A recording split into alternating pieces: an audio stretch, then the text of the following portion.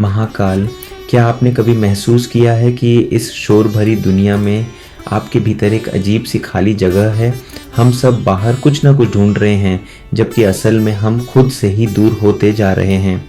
महाकाल केवल उज्जैन में बसा एक मंदिर नहीं है, यह आपकी अपनी चेतना का वह केंद्र है जहाँ पहुँचकर सारा शोर शांत हो जाता है।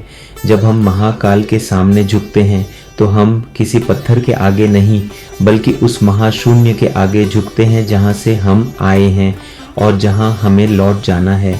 आध्यात्मिक रूप से महाकाल का अर्थ है स्वयं को मिटाकर अनंत हो जाना।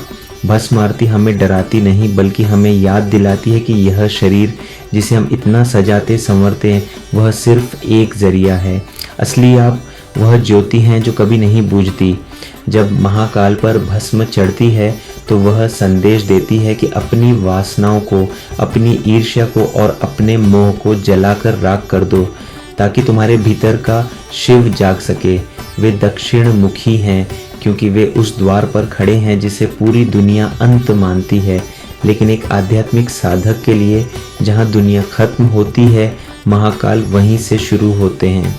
महाकाल से जुड़ने का मतलब है समय की जंजीरों को तोड़ देना। जब आप उनसे जुड़ते हैं तो न कल का पछतावा बचता है, न भविष्य का डर बचता है, तो सिर्फ अब, और यही अब मोक्ष है।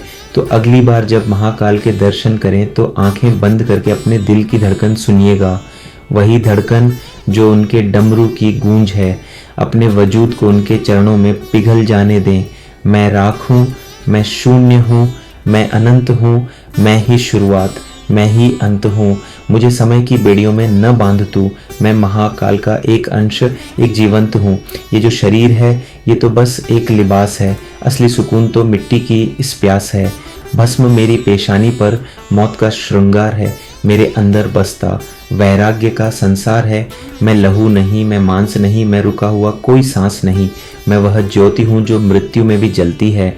मेरी रूह महाकाल के साथ हर पल चलती है।